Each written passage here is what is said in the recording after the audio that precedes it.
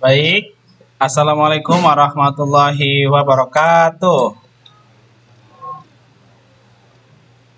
Alhamdulillah, semangat semua ya anak-anak kelas 9.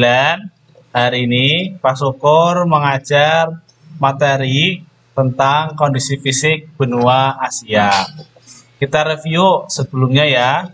Kalau di pertemuan sebelumnya kita sudah belajar tentang daerah-daerah di benua Asia, sekarang hari ini kita belajar tentang kondisi fisik benua Asia.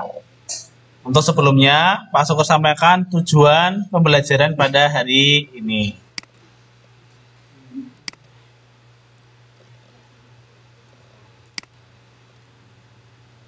Yang pertama, siswa dapat mengetahui kondisi alam benua Asia. Yang kedua, siswa dapat mengetahui kondisi perairan dan tanah di benua Asia. Selanjutnya, siswa dapat mengetahui kondisi flora dan fauna benua Asia. Ya, tujuan pembelajarannya ada 3. Baik, sekarang kita langsung pada materi inti, yaitu kondisi alam benua Asia. Terdiri dari... Nah, sebelum Pak Sur menjelaskan kondisi alam benua Asia, Pak Syukur sampaikan dulu. Ini adalah peta benua Asia ya. Peta itu adalah buatan manusia. Sumbernya dari mana? Dari hasil citra foto udara yang kemudian direkam oleh satelit, kemudian dikomputerisasi dan diubah menjadi sebuah peta. Perbedaan warna di dalam peta ini menunjukkan perbedaan negara. Contoh di sini ada warna oranye, berarti warna Indonesia. Hijau di sini adalah negara Rusia. Perbedaan warna ini menunjukkan perbedaan negara. Dari sini paham ya? Nah, baik anak soleh, soleha, untuk mengetahui kondisi alam, kalau kita hanya merujuk pada peta, itu tidak cukup. Tetapi kita harus melihat citra foto udara. Nah, lihat. Di samping, di sebelah kanan, ini adalah hasil pencitraan atau hasil foto udara yang direkam oleh satelit. Ya, di sini kamu lihat, anak soleha, daerahnya itu bermacam-macam ya. Ada yang berwarna hijau, berwarna coklat, sampai yang kemudian daerahnya ada yang rata dan ada yang daerahnya bergelombang. Nah, perhatikan anak soleha, Pak Syukur memberikan batas daerah di sini untuk mempermudah kalian membedakan mana benua Asia, mana benua yang lainnya. Nah, yang berlipat-lipat ini menunjukkan daerahnya tidak rata ya.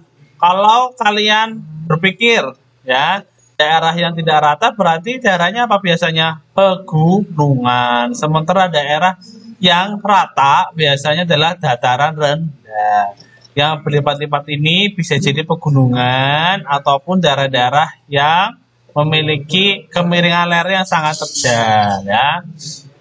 Lanjut. Yang pertama adalah pegunungan lipatan muda memanjang dari Laut Tengah menuju Turki berlanjut ke Kaukasia, selanjutnya membujur ke India dan Iran. Nah, dari sini mungkin kalian belum begitu paham bagaimanakah pegunungan lipatan muda itu memanjang? Cek ya. Nah, perhatikan. Yang pertama adalah dari Laut Tengah. Ini adalah Laut Tengah. Ya, di daerah ini adalah daerah Laut Tengah. Kemudian memanjang menuju Turki berlanjut ke Kaukasia. Kita lihat. Nah, daerah pegunungannya itu berlipat-lipat daerah sini. Paham ya? Daerah Turki dari mana? Nah, ini adalah daerah Turki. Jadi pegunungan Asia itu berawal dari Laut Tengah, kemudian memanjang ke Turki, dilanjut ke Iran, kemudian dilanjut sampai ke India. Nah, sampai di India, kemudian pegunungan ini terbelah menjadi 3. Ya. Di antaranya apa aja? Bukan terbelah, tapi bercabang menjadi 3, yaitu pegunungan Tian, Kunlun, dan pegunungan Karakorum di Semenanjung Malaya dan berakhir di Laut Banda. Kita lihat yuk. Nah, Ini adalah pegunungan Tian Tiongkok. Nah, ini adalah cabang yang pertama. Jadi pegunungannya membucur dari Laut Tengah, Turki, Iran, India sampai di sini kemudian membuat percabangan. Yang pertama pegunungan Tian Tiongkok. Ya. Dilanjut percabangan kedua adalah pegunungan Kunlun Tiongkok. Nah, ini adalah gambarnya di sini ya wilayahnya. Selanjutnya, nah ini ada pegunungan yang paling panjang ya. Membujur dari India sampai ke Asia Tenggara, nah sampai ke semenanjung Malaya. Di sini ada apa? Pegunungan Karakorum Malaya dan diakhiri sampai ke Laut Banda. Nah ini adalah kondisi alam, khususnya adalah pegunungan yang terbentang luas di benua Asia. Dari sini paham ya, nah soleh-solehah. Kita lanjut. Selanjutnya adalah dataran plato tua. Nah, plato itu apa? Plato itu adalah dataran tinggi tapi hampir rata. Nah, kenapa rata? Karena terjadi tenaga eksogen ya. Tenaga eksogen dari luar bumi seperti ada iklim, ada cuaca, ada hujan. Nah, sejarahnya gimana? Kalau menurut ilmuwan, dataran plato itu awalnya adalah datarannya di bawah tapi kemudian terangkat ke atas oleh tenaga endogen, yaitu tenaga dalam bumi, sehingga pada daerahnya naik ke atas. Setelah ke atas kemudian tererosi sedikit demi sedikit oleh tenaga eksogen atau tenaga luar bumi, contohnya adalah iklim, cuaca, dan sebagainya, sehingga datarannya tinggi tapi hampir rata. Daerah mana saja di benua Asia? Yang pertama adalah di sini ada plato Arabia. Nah, ini plato Arabia ya. Di sini wilayahnya. Selanjutnya di sini ada plato dataran tinggi Deccan ya, itu ada di wilayah India. Ingat-ingat jangan sampai lupa kalau plato Arabia di wilayah Arab, tapi dataran tinggi Deccan ada di wilayah India. Next. Nah, baik, anak soleh-solehah. Selanjutnya adalah dataran rendah utara meliputi Siberian dan Turan. Siberian atau Siberia sama saja ya. Nah, pengen tahu dataran rendah utara meliputi Siberia dan Turan di mana? Nah, sebelumnya Pak Suko nanya, kalau utara arahnya mana ya? Utara itu atas, barat itu tangan kiri, timur itu tangan kanan, dan selatan itu bawah. Ingat-ingat, utara itu atas, barat itu kiri, timur itu kanan, selatan itu bawah. Lanjut kita lihat daerah Turan dan Siberian. Nah, ini daerah Siberia dan daerah Turan. Ini adalah dataran rendah yang terletak di Asia bagian utara. Selanjutnya adalah nomor 4, daerah lembah sungai. Daerah lembah sungai, ciri-cirinya adalah biasanya daerahnya sangat subur. Kenapa subur? Karena sungai itu membawa tanah aluvial yang membawa unsur hara yang sangat baik untuk tanaman. Sehingga umumnya di daerah sekitar sungai itu banyak lahan-lahan pertanian seperti itu ya. Coba dicek. Yang pertama, di sini ada Sungai Efrat. Mana Sungai Efrat? Nah, ini Sungai Efrat ya. Lanjut, ada Sungai Tigris. Nah, di sini Sungai Tigris. Sungai Efrat dan Sungai Tigris, di tengah-tengahnya dahulu ada peradaban Mesopotamia, kalau nggak salah seperti itu. Itu daerah yang dikenal sangat subur ya, karena dilewati oleh 2 sungai. Lanjut.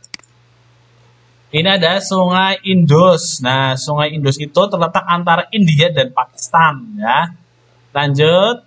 Apa ini? Sungai Gangga. Sungai Gangga itu terletak antara apa? India dan Bangladesh. Ada lagi sungai-sungai yang lain. Di antaranya adalah, nah ini ada Sungai Yang Sekiang dan Sungai Huangho. Sungai Yang Sekiang juga dikenal sebagai sungai yang sangat subur.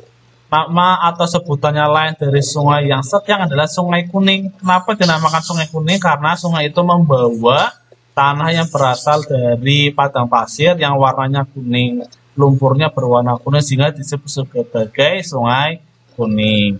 Selanjutnya ada Sungai Huangho juga, termasuk daerah yang sangat subur seperti itu. Lanjut, ada Sungai Mekong. Sungai Mekong itu sungai yang terkenal di Asia Tenggara.